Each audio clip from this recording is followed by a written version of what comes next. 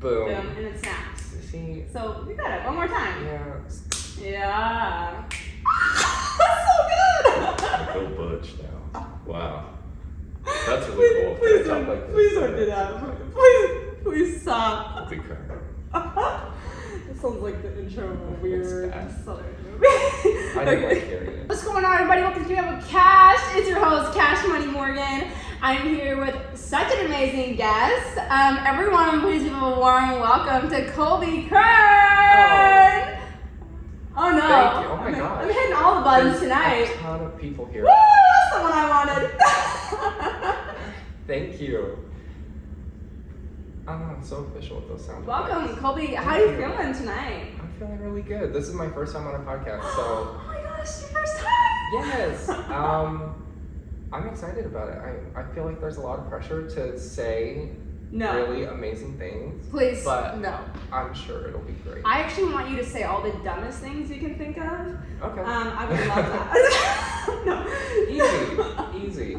No, there's absolutely no pressure on Keeping Up with Cash. We just keep it up and we keep it real. So, very cool. Do things that you are already doing. Okay. So, Colby and I, a little backstory, we really only met literally beginning of February. Yeah. The first Friday. Yeah, and we met through, shout out AL and Skylar, love them. My favorite people. They're the best. So Colby is actually a local artist here, but I want you to get into it. So Colby, tell my people what you're about and like a little bit about who you are. In the simplest form, I like to think that I just like to make things look good. So whether that's photography, graphic design, art as far as painting, drawing, and interior design, those are my main things, and they all relate to each other. You know, it's just making things look good and making people, I guess, something visual for people to look at that makes them feel something, whether that's a room or a painting. I don't know. I just enjoy all of it. That's amazing. So that's the nutshell, I guess. So let's just back up a little bit and just say, like, what's your LinkedIn bio? Like right now, you know, what's your job title? What do you know, what's your little bio right now? So officially my main full-time gig is the associate designer at Obelisk, which is a retail store. Okay, yes, I keep hitting these wrong buttons. Yes, everyone who... So exciting. Obelisk has been in Springfield for 15 years, I think they've been open now. I've been with them for just over 7 years. It was 7 years in November, which is hard to believe. I've had 2 jobs my entire life. Starbucks barista, and then, Obelisk. Big slay. Like big 2 slay. official jobs where I got official paychecks, That's awesome. So I've been there for most of my time as a grown person working, I guess. And we deal with high-end residential design, some commercial, but mostly residential. And there's a storefront downtown here in Springfield on Phelps Street, really inspiring to go through, and 3-4 art gallery. So it's a really amazing place to be. As far as interior design goes, in Springfield, not even Springfield, but the whole area, like General Ozarks, it's the best place.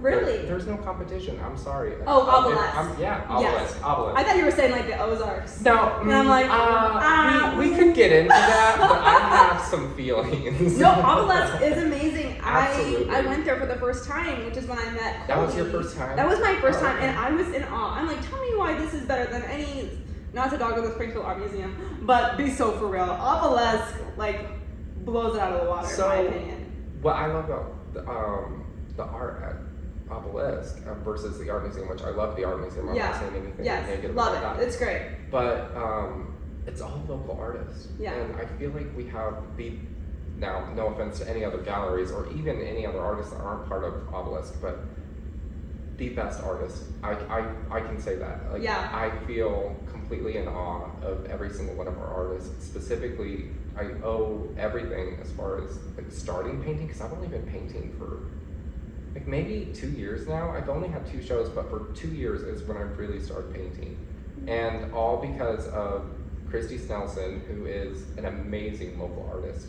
She a couple months ago moved to Colorado, but she lived here her whole life. She's phenomenal, and she's what am I trying to say? she is the most like encouraging, supportive person I've ever. She's like a walking like physical form of a hug. That's have I you ever love known that. people like Haley that? McCormick, you know who you are. Haley and Christy, I'm yes. telling you, they are just amazing people, and yeah. she really is the one who pushed me to start. So we need to tell people too. Yeah. Yeah. So that's so awesome. So the way that I met Colby was that he was the featured artist for the Obelisk gallery, and you're saying, I mean, his paintings, like I will show that, you know, in the post when the episode drops. It is unreal. You're like, too nice. no, we're talking like Picasso, Mozart. Like I want to save all my money so that I can buy one of your pieces, because it's unreal that you've only started painting 2 years ago, because that art is amazing. First of all, thank you so much. I don't know if I'm ready to take compliments like that on my art I'm as kind far of a lot. as painting, but I do. Can I toot my own horn? Toot it. Do that? Toot it. Yeah, absolutely. I had the best feedback and best like reception to that show. Everyone, even other artists and people that I admire and I've worked with for the past 7 years, through Obelisk, just said the same thing. They can't believe I've been painting, you know, such a short amount of time. And we were talking about it earlier, but the fact that I put the show together essentially in just a few months, I mean, November through February, is when I found out that, you know, I was going to be doing a show. How many pieces were in the show again? 16 pieces. And you guys don't understand, like, these pieces are not like, you know, piece of paper size. Like, they are massive pieces of art. 60 by 48. And I love painting bigger, I found out, than smaller. It's actually easier, I feel. So I'm not trying to like say, oh, they were so big and it was so hard. It was the most enjoyable experience ever. I had the most fun. You know what? I've been asked this a lot, and I got to kind of warm up with it during the show with everyone talking about it. I think what made it so much fun for me and so relatable, I guess, to other people and your reaction to it is I was so inspired by the topic, and which was, you know, the show title was Get Lost, and that was kind of a reference to where I've been in the past year, which is, you know, traveling, and I finally am able to kind of go places I've always wanted to go, and that, you know, you see on TV or something. And so this past year I went to London and Paris, and I have like 3 favorite places in the world: New York, London, and Paris, which I know that sounds 3 places I need to go to so bad. Absolutely.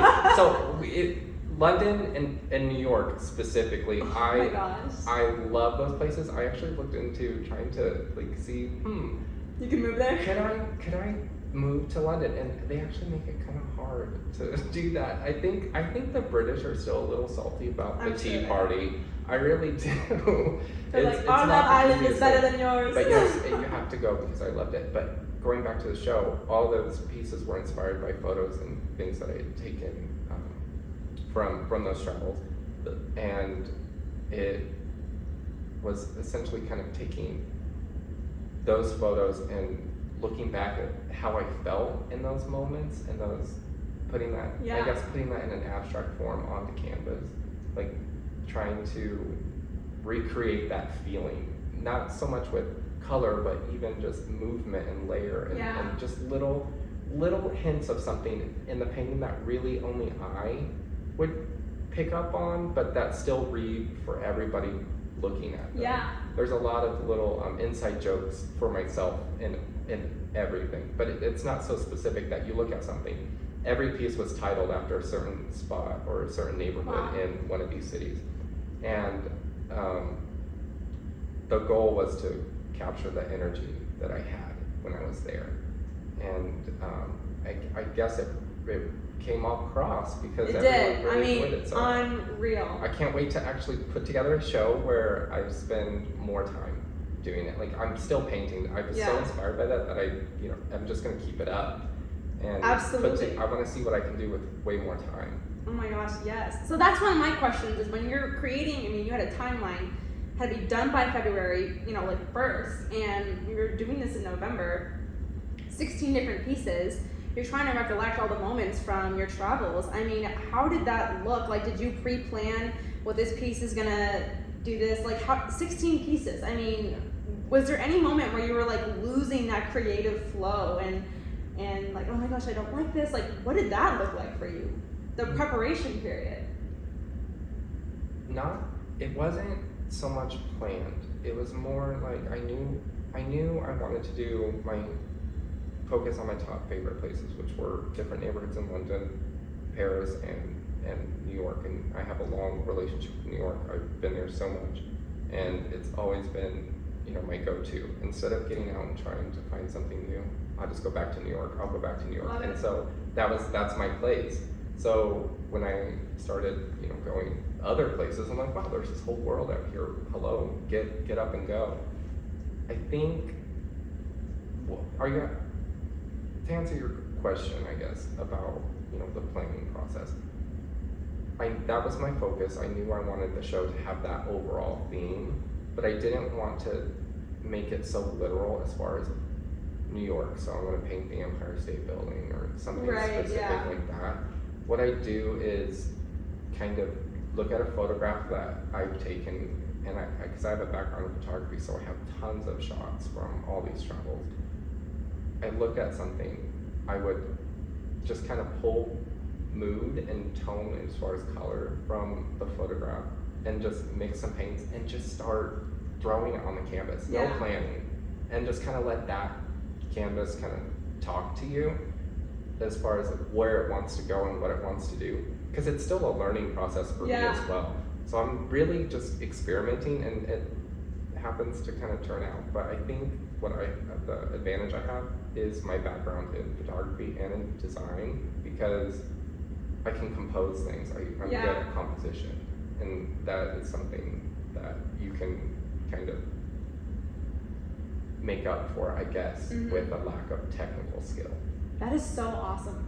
It was so much fun. I had the most fun. So are you like the kind of person who needs to have music going on while you're painting? Totally. Silence? Or are people who do it in silence, are they psycho? Like, what are your thoughts?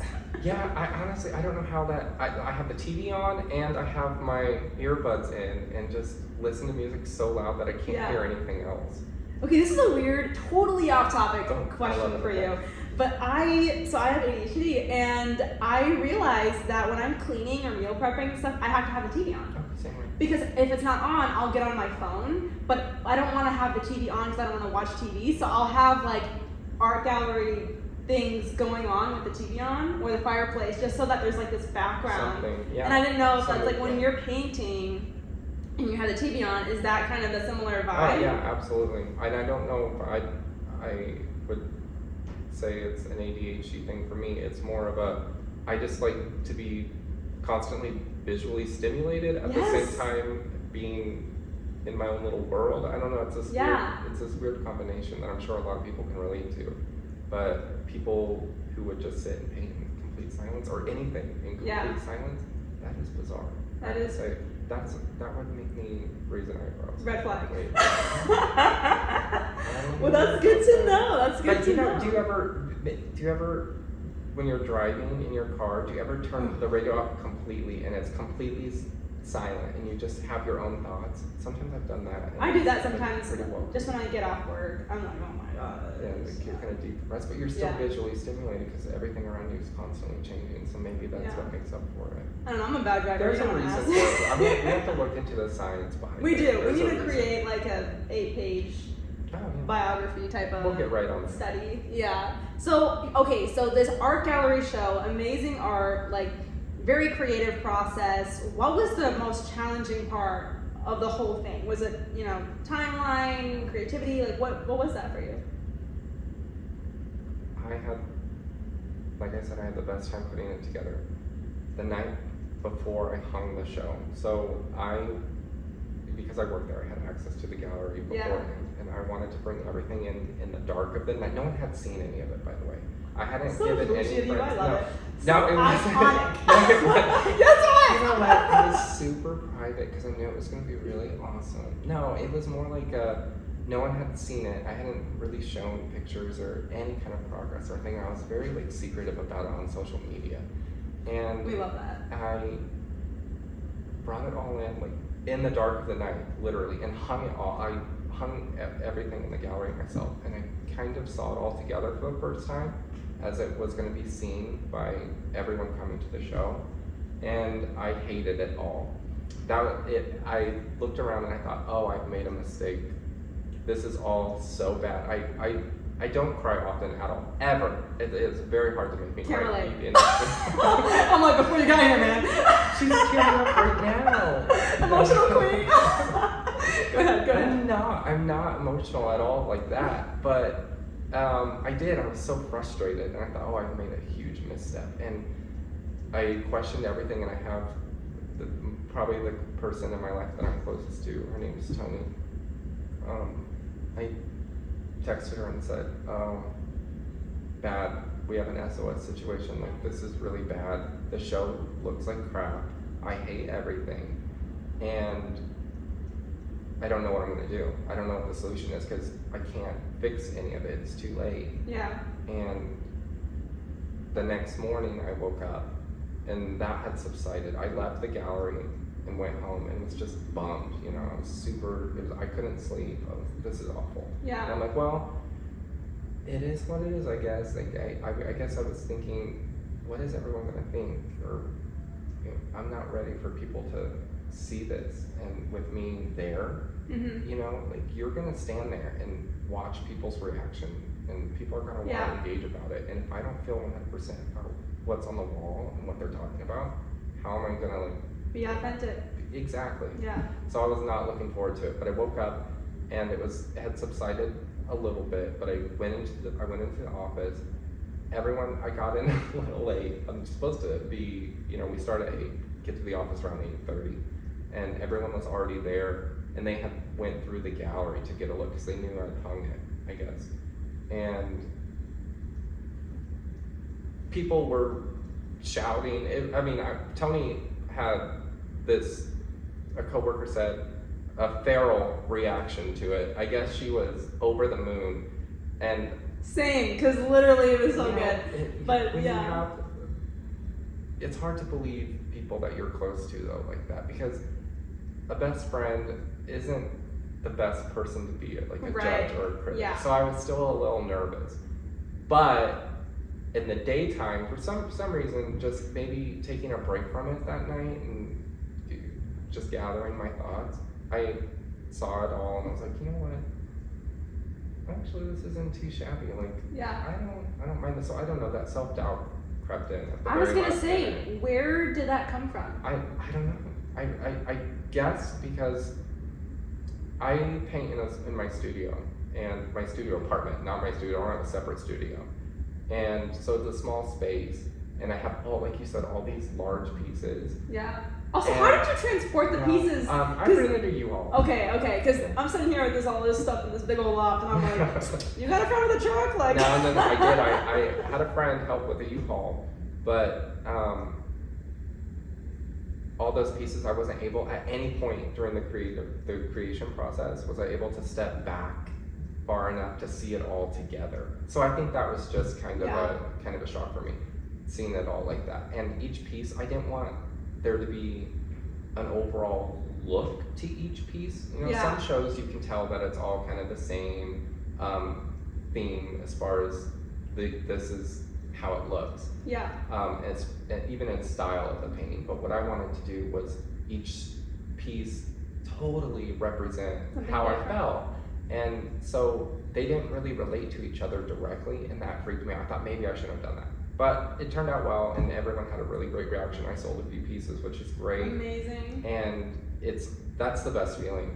I mean, when someone likes something enough to put it in their home, which is this like sacred place. Right here. Right? I mean, seriously though, I mean, your home is this sanctuary for yourself, and you're putting. For me, it's like they're putting a piece of me in their house. So that was kind of my question: is when that moment of doubt. I know for me. When I first launched the podcast, that first episode, I was very scared because you're so vulnerable and it feels like your personality is like naked to the world. And you're like, there's judgment, but you're also giving a space to invite people in and to like have a taste and like experience. And so when you release this whole gallery of something that you've, worked on and is your heart and soul, I mean, of course there's like fears and doubts, but I think it's amazing that you allowed yourself to be vulnerable to let so many people experience the joy, you know? I guess the lesson is you have to put yourself out there. Yeah. And even if this turned out great, but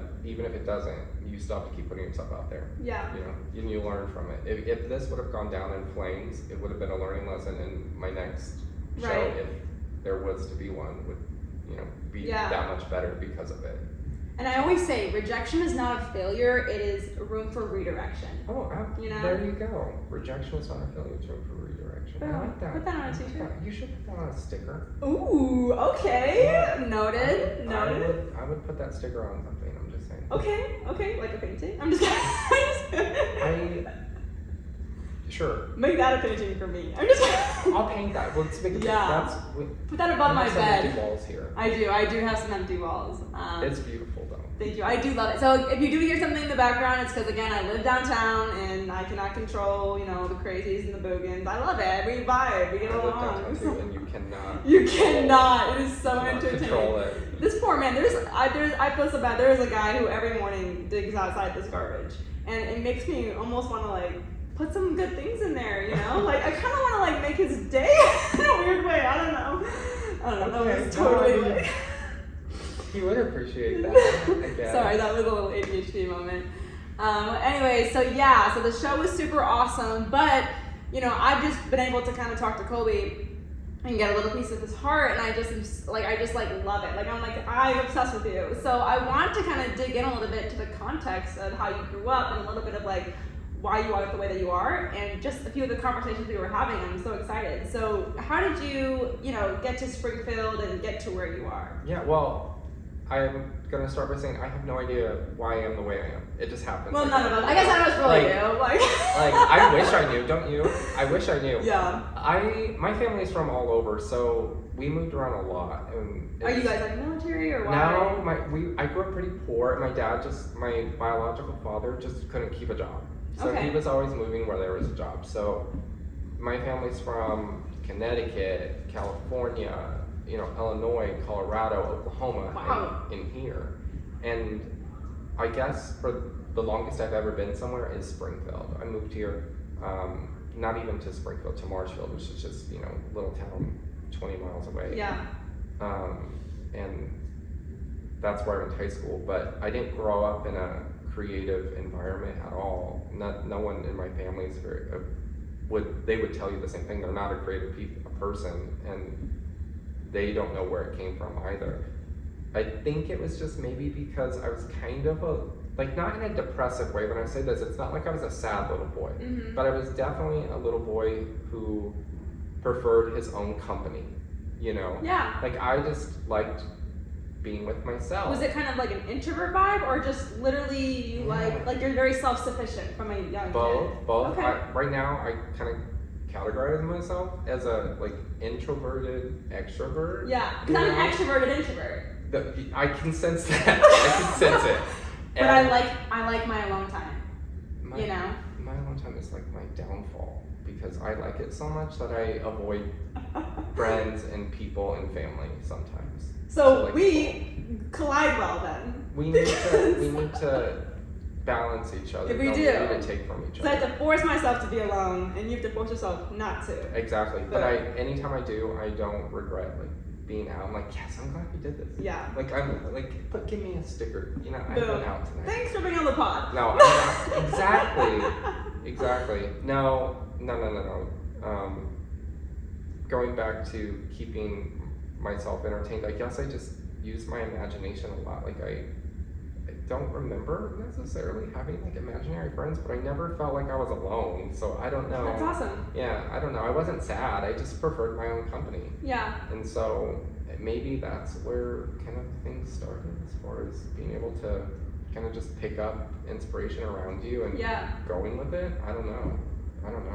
There's entire pieces of my childhood that I don't remember. I don't know if it's a trauma response to something. Dang. I have no clue. I'll have to dig into that later. Maybe I was really sad and lonely and I just don't recall. I don't know. I think as kids, because I was super goofy. Like, I don't know. Mm-hmm. I mean, I would like write plays and make movies, like just super crazy, goofy kid stuff. And I never had imaginary friends like my sister did, but I would create like scenarios in my head. Characters and stuff. Yeah, and I'd I be did like, the same thing. Yeah. And so, I mean, I think it's just, maybe if you're like creative, you just kind of like to go in like I could like daydream and create this whole imaginary scenarios, and I don't know, I would just like to be in it, you know?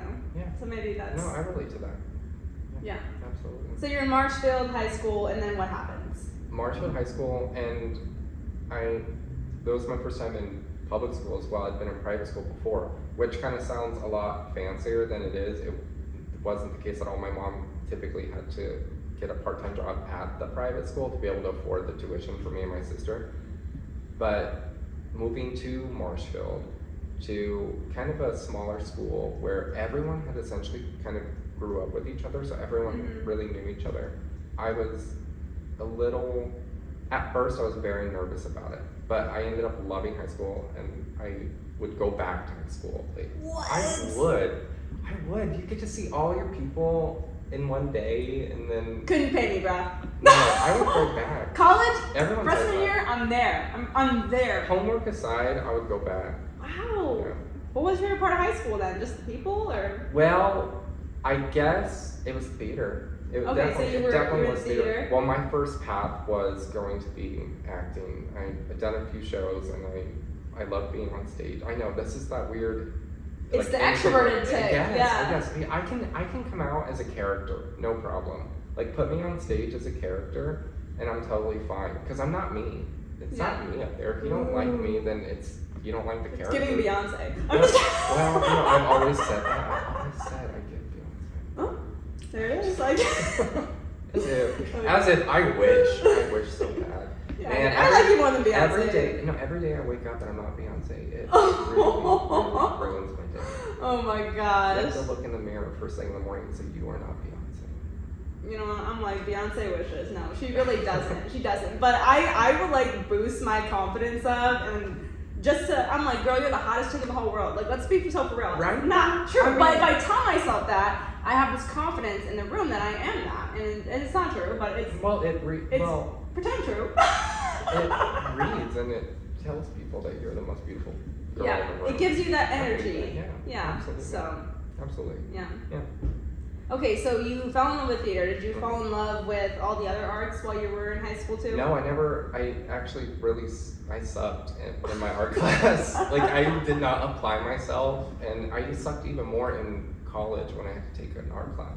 Everything I've done everything I've done and gotten into, I basically kind of taught myself. I've never taken a photography class either. What? No, I guess I don't like being told how to do something. I have to kind of figure it out and do it myself. So it's not fun if it's a class or, Yeah. Like, I wish, sometimes I think I should take a photography class. I should go back to school, take a photography class, and be freaking awesome at it, and like really impress those people just to do that. Just for people to be like, wow, he's really good. And I'd be like, yeah, this is my first time. Like, I would do that. Like, sometimes I fantasize about doing that. That's so goofy. That's funny. After putting the show together, I would absolutely benefit from some art classes. Not because I can't paint, but because there's technical stuff as far as color theory and things like that I need to know. And it would be easier for somebody to teach me. And my artist friend who I talked about earlier, Christy Snelson, she has been a good teacher, but she left me and moved to Colorado. So sensing some tension there. Well, she's very happy. She's very happy, so I guess I'm happy for her. Oh, you're so funny. Okay, so you finished high school and college. What did you? I started out in college as an acting. That was at MSU or where? At MSU, okay. But then I quickly realized I suck. Like, I'm not good enough to do. Now, be realistic with yourself here. I'm not going to be able to make a career and support myself in the way I want to do for the rest of my life as an actor. Like, I was realistic about that. I really wasn't good. Good enough to make a career out of it. And so I switched to my second passion that I've always kind of been interested in, which was interior design. And kind of went from there, and that's when I had to take the one art class in college that I totally... My professor I'm not going to say her name because a lot of people probably know her. Yeah. But she was not a nice person. Mm-hmm. She was very mean to me, and she actually discouraged me from ever pursuing art. Yeah. I run into her around town every once in a while, and sometimes I wonder if she knows what I'm up to these days and what she's doing. I don't know, it's like the selfish part of me. I'm like, in your face, lady. I had a conversation with someone the other day, and we were just talking about how much words hurt. And I mean, just what someone can say to us when we're 16, like, you will never be good at this sport. Like, stuff like that will stick with us. And I don't think necessarily like holding a grudge.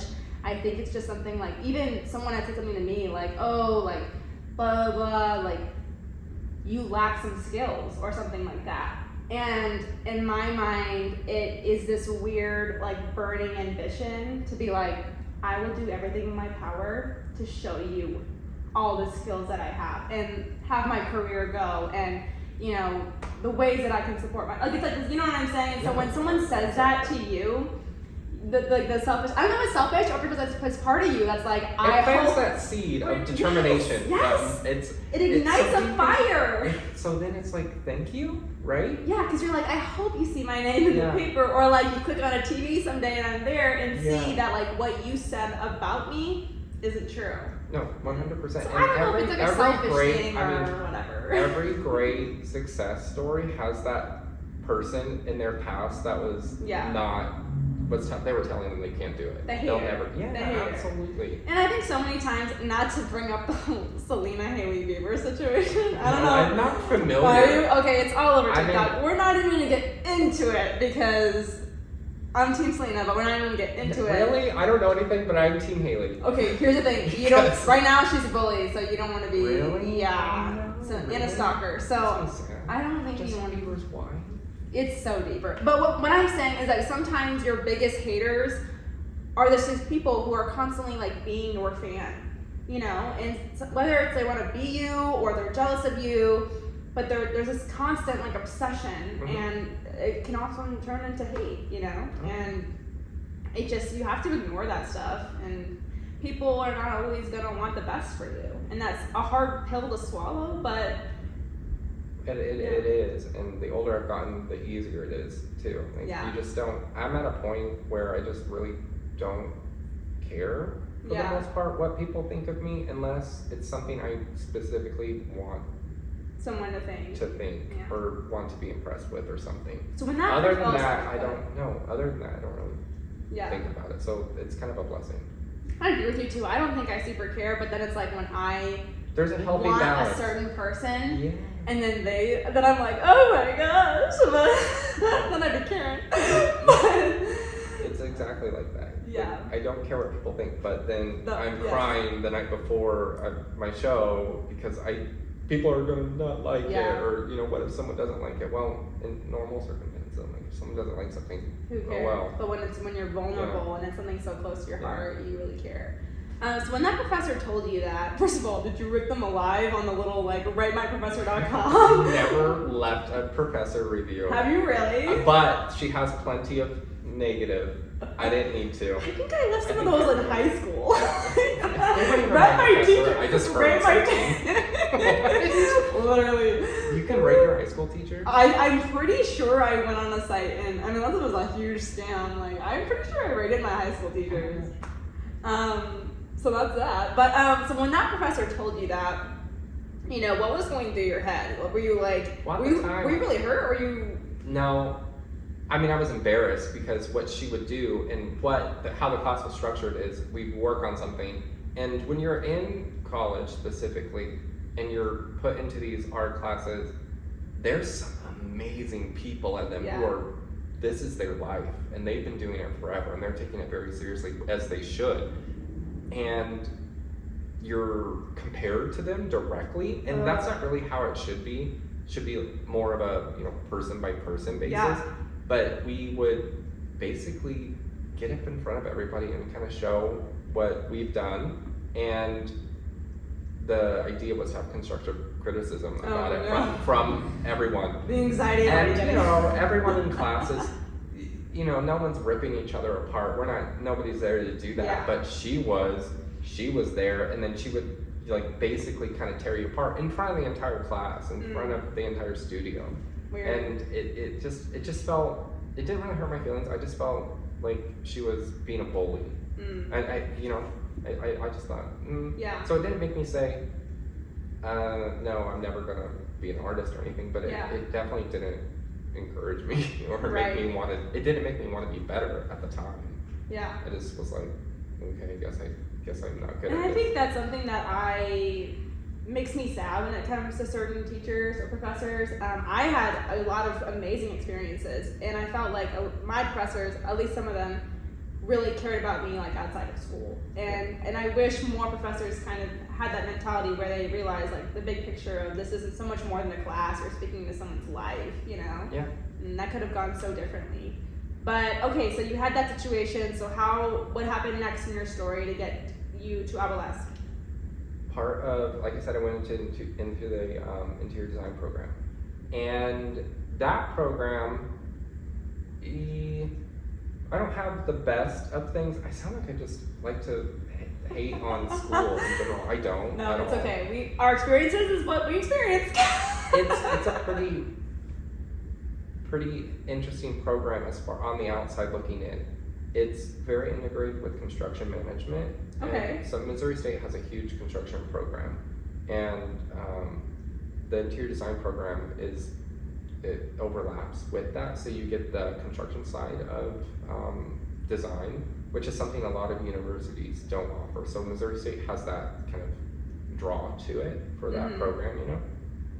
However, it's not a very large program, and a lot of people take it to, I guess. Told you guys, downtown life, you know. At least there's nobody like shouting. Right. That would have, yeah. I'm sure you get a lot of shouting. Yeah, we're not recording on a Friday night tonight, so I'm glad. Back to the program, I guess. People take it to kind of like a fluff program. Do you know what I'm talking about? I don't know if I'm saying the right word, but like it wasn't super in depth as you needed to be, or it's not in depth at all. Oh, okay, I think anybody would say the same thing. That it's not as challenging. Program. It's not a challenging program at all, and a lot of it has to do with the professors who, on a personal level, as a person, I really like both of them. There's two main professors in the department, and they're fine people. Professor-wise, though, as far as teaching, you just don't get a lot of the program. I'll simply put it, and we won't talk about it anymore. But you don't get a lot of the program. One of the things you do have to do, though, is an internship before you graduate. So it's a whole class, and you have to take an internship. And at the time, I was working part-time at Starbucks, and which location? Going to school. Well, so how long have you lived here? People ask me this question recently, and I'm like, dang, low key, I've been in Spring Vegas for a minute. Okay, so I think it's like 6 years. Six. Okay, so you probably wouldn't know this, or unless you've heard about it, but right here on the corner, you live. Was there used to be a right Starbucks instead of Seattle Rose? Yeah, but that used to be that whole building used to be an entire bistro. So like high end, like it was this really great experience that I wish we had downtown now. It was not at all what it has been for the past years. I mean, it was a nice, wonderful place to be. It had a sushi bar, gelato bar, everything, and there was Starbucks in there, so I worked in there. Okay, cool. So big slip. Yeah, it was awesome. I loved it. I learned a lot about people and about downtown. How about that? Yeah. Learn the dynamic of all the craziness. Yeah, it's crazy. But I was working part-time there, and I had to have an internship, and I had never been in Obelisk before. I would walk past at night and kind of look in the windows. You know, it's beautiful to see from the street, and then it's all the lamps and everything's lit at night still. So Obelisk is a very big, it's like an entire block. Architecture, furniture, art, and I'd never even been there until the first past month, and oh my gosh, it is amazing, and it is gorgeous. Just hands down, everything is so intentional in there, and it shows. Thank you so much, and it's the whole team, everybody working on that, and everyone having their own hand in it. We all really contribute in a way that I think just works, and bring something super special. But I thought it was too special for me to go into as like this part-time college kid.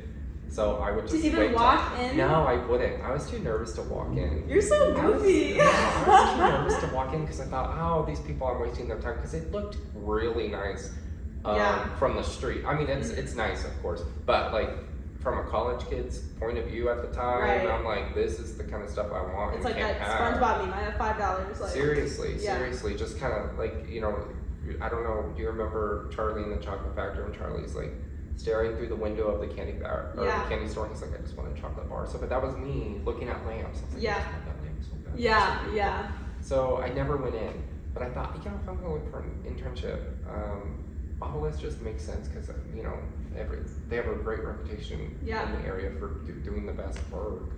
And at the time in my major, there was a girl named Shelby who was a good friend of mine. She worked at Obelisk. She actually worked there, which made me think she was like really cool. I thought, she works at Obelisk. I'm going to be friends with her. Actually, I think that's how the friendship started. I was like, I'm going to be friends with her. It's giving Haley Bieber. Yeah. I'm just kidding. Am I? Okay. She kind of got me the interview for the internship, and not kind of, she actually did. And we were in class, and she says, "Are you excited for your interview today?" And I was like, "What? What are you talking about?"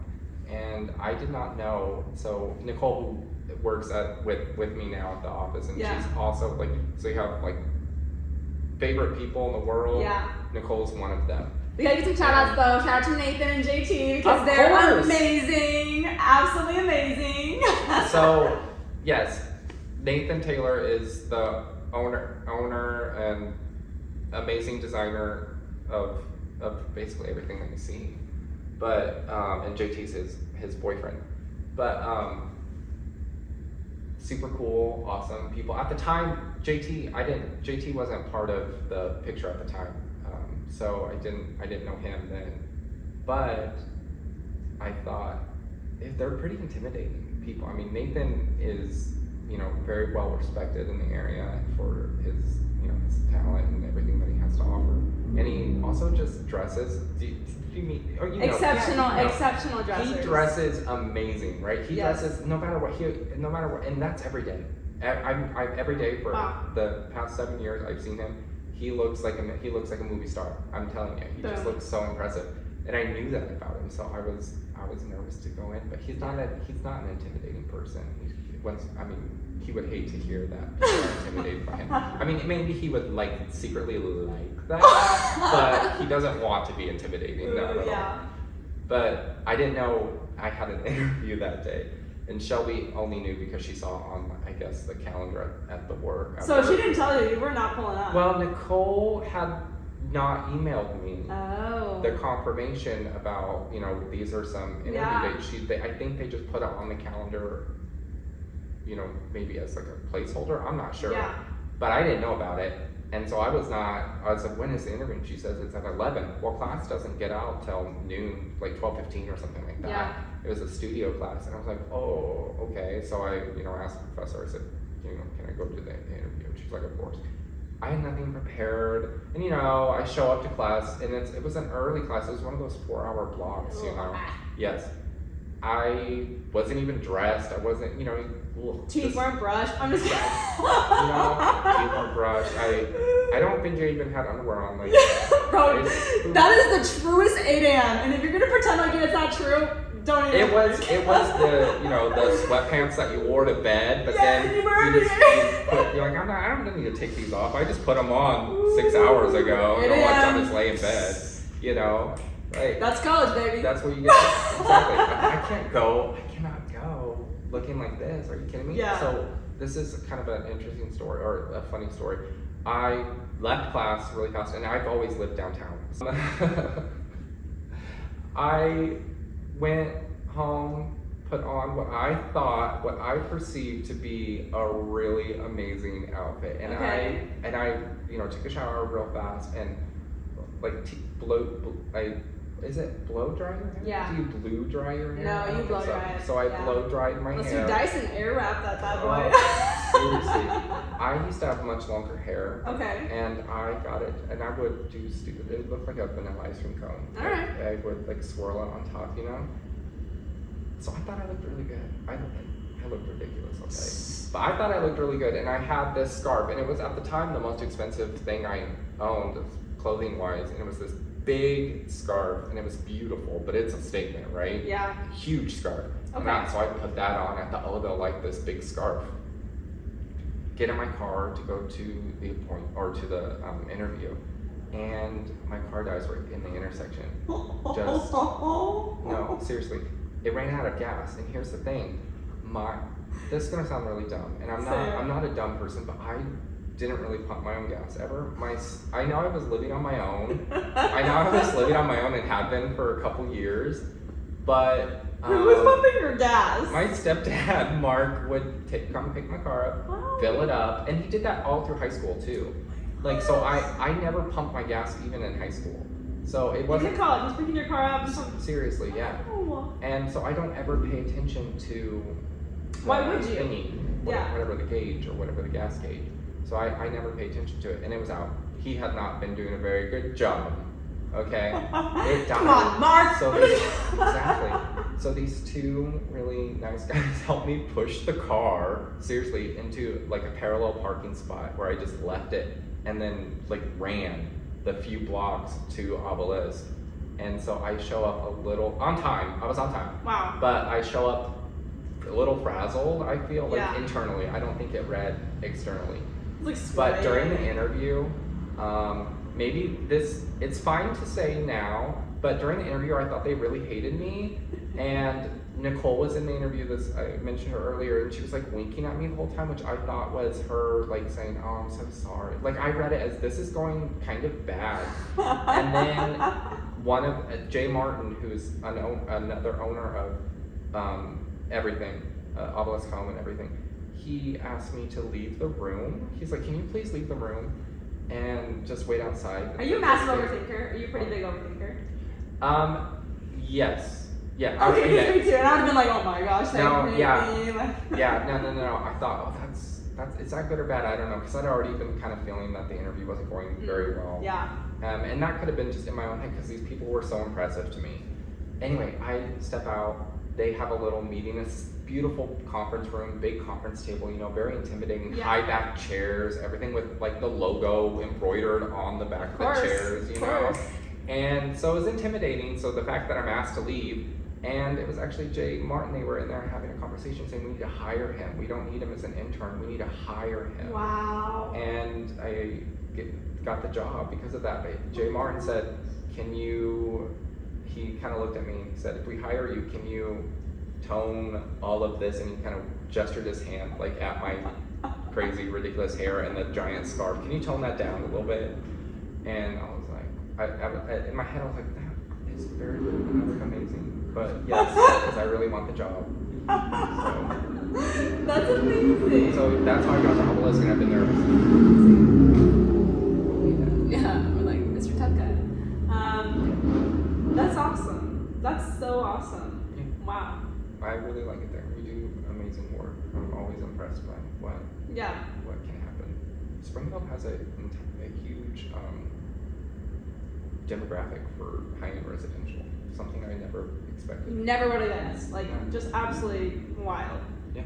So, is that, dream career, dream role? What does that look like for you? I would like to have my own firm someday. Architecture firm? I'm a design firm. Architect. So they go hand in hand. They really do. You work a lot with architects. I don't like that part of it. I don't like the numbers and dimensions and will this work kind of thing as far as the structure goes. Like that doesn't excite me. It's very important though, so it's not the exciting part. So I never, and plus, I don't have any kind of credentials to be an architect, and I'm not interested in doing that. But then don't do I would love to have. I would love to have my own design firm someday. And basically, the goal would be to take on just a few clients a year, just a handful, and really be able to go all out me with them, which sounds kind of bad, is because you're designing for someone else, so it needs to be for them. But I want to be to a point where people come to me specifically to have my look. Wow, that's awesome. And so that's the eventual goal. That's we're slowly working towards it, so forever. Yeah, that's amazing. So to transition just a little bit, I think art speaks so much volume, and there's emotions, and there's storytelling, and that's obviously with the art gallery, something you're passionate about. Even with theater, there's just so much heart that goes into all that creativity. So has there been anything in your life that you've kind of struggled with or has been challenging for you that you pour into a lot of your art or anything like that? Not accepting yourself, and if you can't accept yourself, there's no way that you're going to be able to expect other people to do that as well. So as soon as I started doing that, just kind of being honest with myself and living how I wanted to, I guess, and not how I felt I was expected to, that is when I kind of came alive as far as creatively, I do feel. So I maybe there's a lot of inspiration or a little bit of drawing from those experiences, but nothing super bleak or anything. I don't think that there's anything. Well, that's good. Dark in my house. Like I wasn't ever bullied, or I was never felt, except for by my art teacher in college. I mean, that was my biggest bully. She's marching to me if I see her on the street. I'm like, catch his hands. Seriously, don't run into her. Yeah. No, I guess not. To answer your question, no.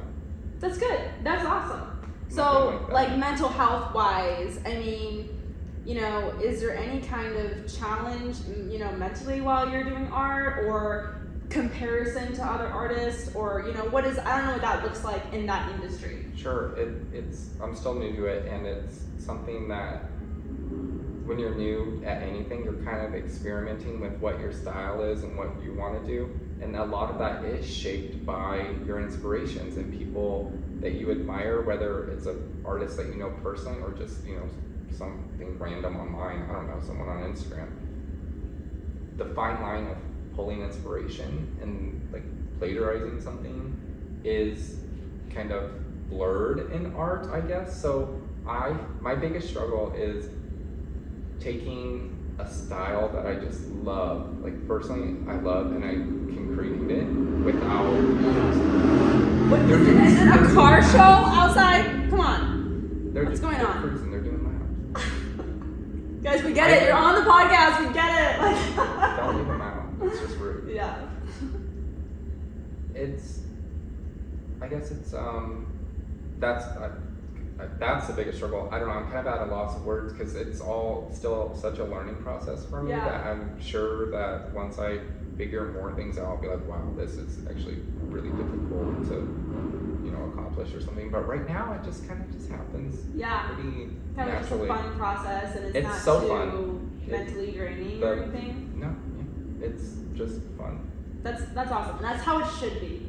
Even like with the podcast, like there's moments where it is challenging. I mean, it's hard work, but ultimately, like doing this with you is so fun.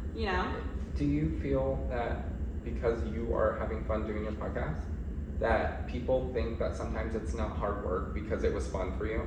I definitely do think that some people think that. I kind of get that for me too. Like I have. Yeah. I kind of like I do.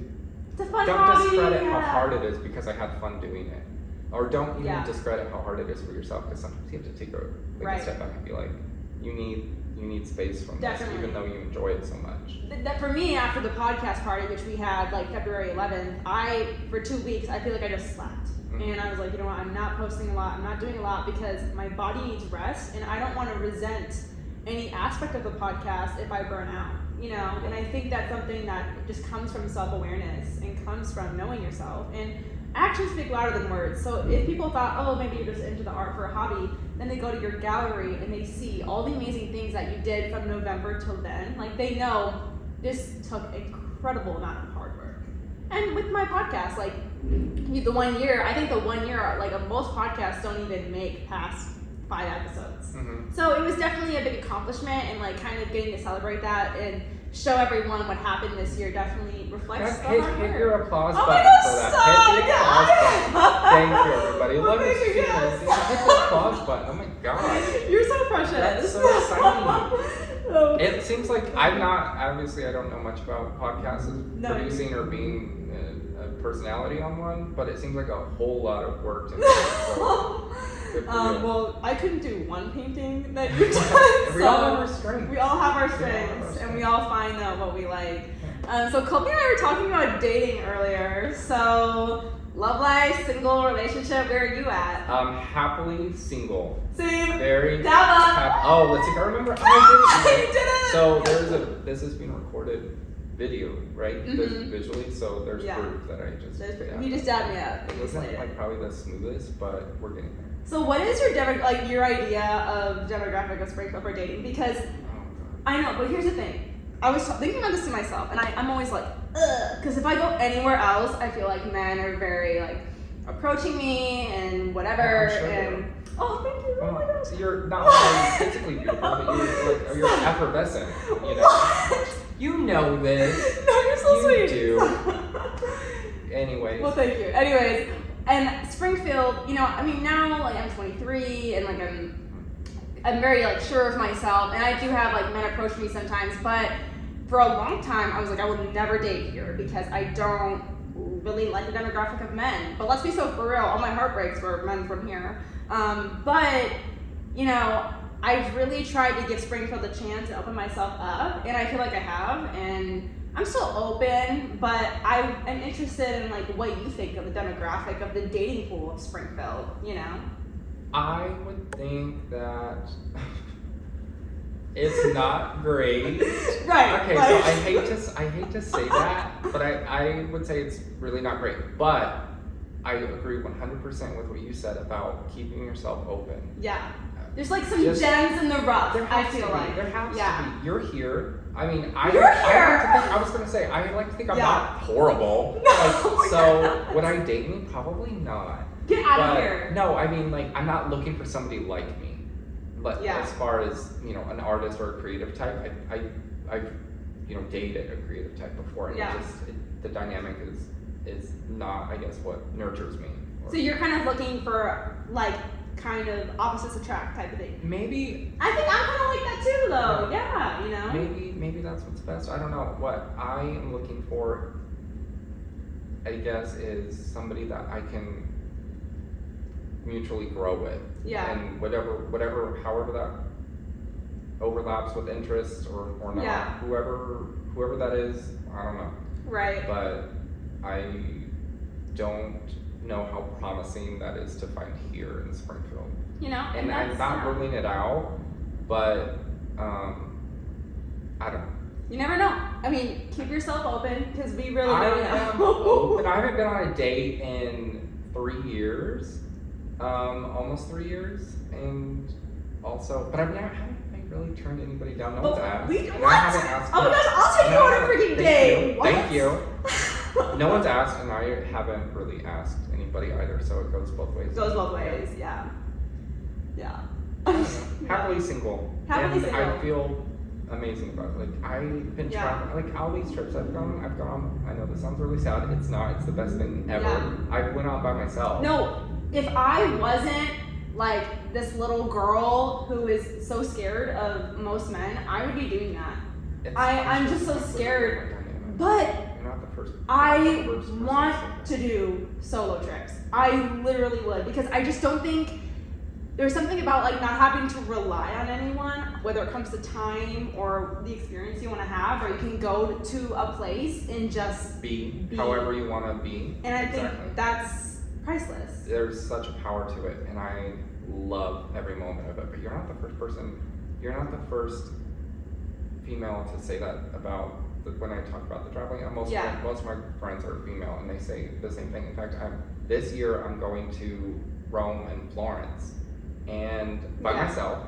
And I have a friend who has been to Rome, and she was there with another girlfriend.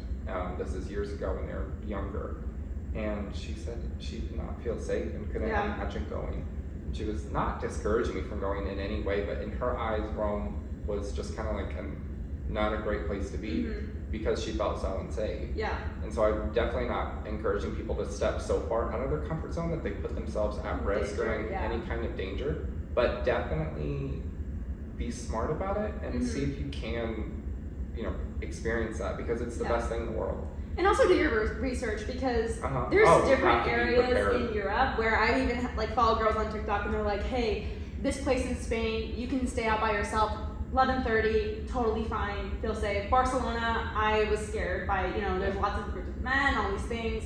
And so it's just kind of do your research and understand the area. I wish I could say, I've never felt unsafe or threatened in New York, London, or Paris. You're gonna say North Glenstone? I would not. I'm not walking down. That's what I'm saying, is Springfield, I can literally walk downtown and I am not scared. No. North side, North Glenstone. You can't catch me walking down the street at 3 o'clock. You know what? I have seen more threatening situations here than I have in any other metropolis I've ever. Yes, and I don't know if it's just because you're more isolated. Feel like maybe you're more of a target or more isolated here. I'm not sure, but I can't say I've never felt threatened or unsafe in any of these cities. But I'm also, a 6'1" male who doesn't necessarily have to feel unsafe. Yeah. Presenting wise, I'm not an easy target, I guess, and I'm obviously not female, so I'm not preyed upon in that aspect typically. Yeah. And so I would say, heck yeah, everybody, go to London by yourself. Right. Or, seriously. Yeah. Get out there and go by yourself, but. And like I said, do your research. There are people who do it, You can also meet friends traveling. It's just there's certain areas where it is. Connections of meeting. Yeah. It sounds scary. It sounds like we're setting people. I'm trying to encourage people to literally drop everything, go off to a foreign country by yourself and meet strangers. But there's something about. There's something that changes in you when you go to a different country and experience different culture. So my sophomore year, I went to Cyprus. See, you're much more traveled than I am. No, you are. What? There's no difference in culture as far as fundamentals go between Britain and the United States. I don't know. I feel like they're fancier with their accent. Probably. But so you're in Cyprus. So we were in Cyprus. We had a layover in Brussels. It was Austria. Just all these different things. And when you go there and you experience the fashion and the lifestyle of the lifestyle is rich. There's no need to make, millions of dollars. You just, you have a luxurious, long lunch.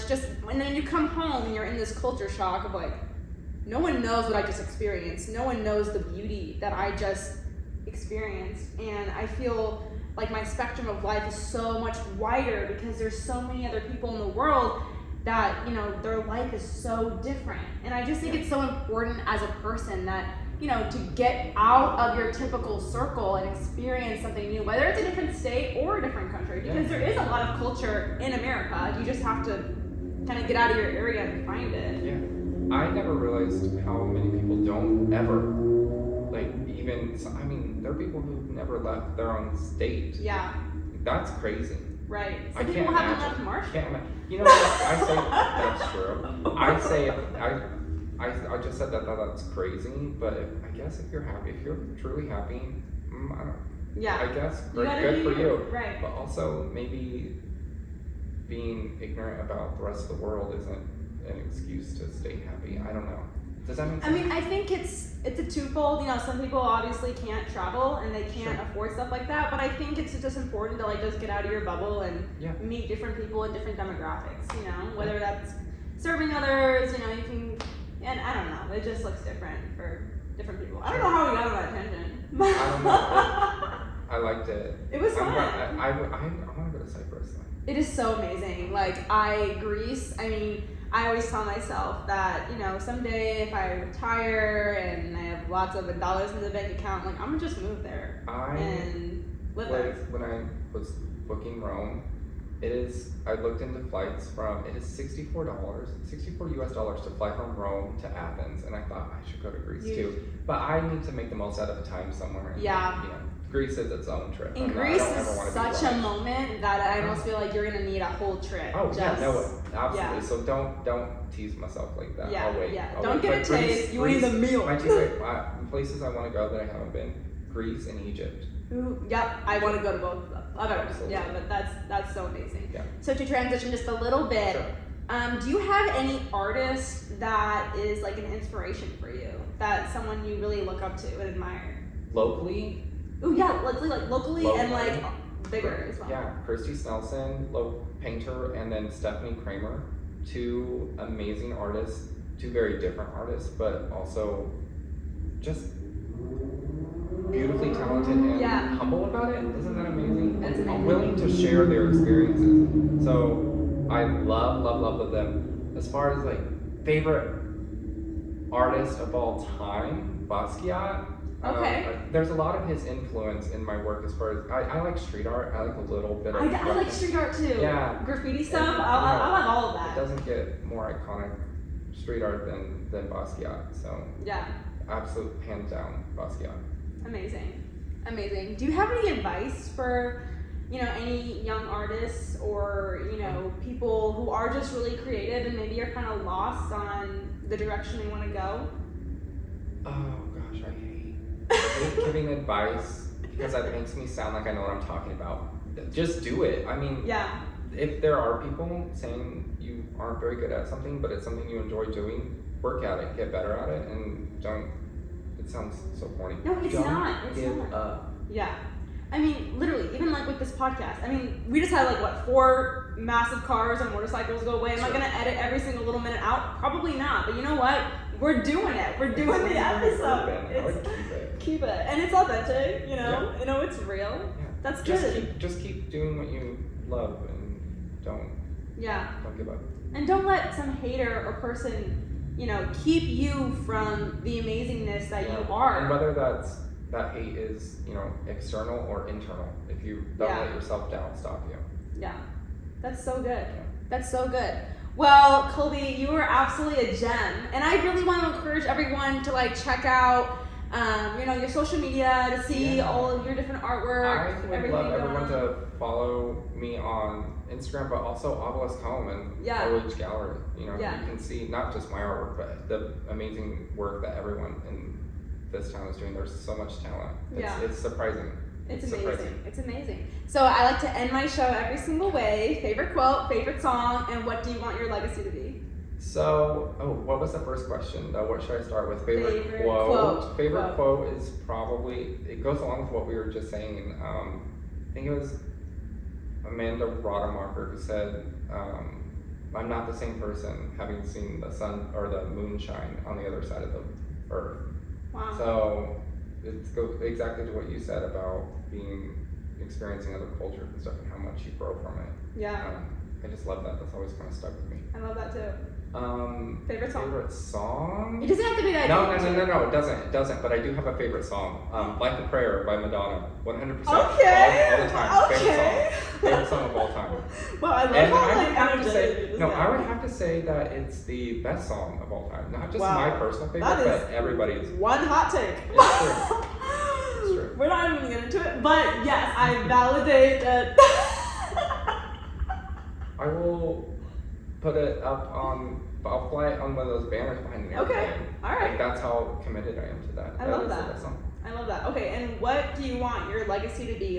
What do you want people to remember you as, and the things that you've done in your life? Oh, I hope that people remember me or even experience me as somebody who just made them feel comfortable to be themselves, and hopefully I make people smile and laugh. That's my favorite thing to do. Really, is just encourage people to be themselves and not in so precious. Oh no, it sounds like I'm this really nice, awesome person. I'm not. I mean, I'm not that at all. But what I am though is somebody who's I'm not gonna judge you. How about that? Yeah. I'm not gonna judge you. Yeah. Yeah. I love that. If you were a dog, I'm getting this What is this? I'm curious. I'm not a dog. I'm not a dog You're a cat person. person? No, I'm not an animal person. Is that bad? But I'm curious. I could see you being a dog person in like 20 years. Because I'm a dog person, but not right now because I can't. Yeah. You know, but you know, once you're like retired and stuff. Okay, so this is just the vibe I get. Is I get this like combination. Like, can I do like 3 different breeds? Is that a thing? Yeah, if I know what they are. Okay, so I get a little bit of like Australian Shepherd from you. Just kind of like energetic, creative. I get Corgi, like very like... not the Corgi. Wait. I get like positive vibes, like happy, and then I get Poodle.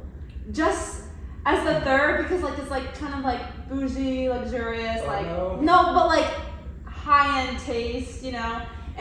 But we'll say like all 3 combined, I kind of see. Okay, no, I can kind of picture it. I'll take but that. But like as a chill dog, not something super hyper, like all those as a chill. Yeah, I don't know much about any of those breeds beyond what they look like. So I don't know how they behave, but I'll take that. Okay. I'll take that. I'm giving like big golden retriever / bulldog.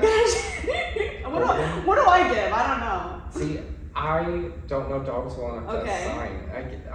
I do assign people animals though in my head. No, hold on. No, I don't know if I can. No, not a monkey. I don't think it's not something I can come up with on the spot. Okay. I'm not diverting. I'm just thinking it deserves more thought. Okay. Well, I guess just let me know whenever you think of the animal I'm supposed to be.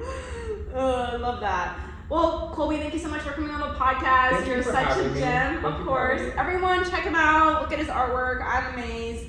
And for my listeners, I love you guys. A bunch of stuff has been going on in my life recently, and that's why we have one more interview, and then we'll have a solo pod episode, and it's going to be like Thanksgiving dinner. It's going to have a lot bringing to the table, and I'm excited.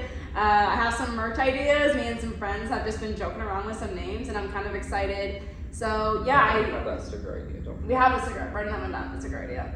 Yes, I actually really like that idea. But yeah, so 2023 is already, it's freaking about to be, it's March. That's insane. So I hope that, you know, as summer comes, you know, you're consistently going after your goals and you're taking the steps you need and you're also prioritizing your mental health. Well, I love you guys so much. This has been such a blast. And just remember to always keep up with cash. So, love ya. Bye.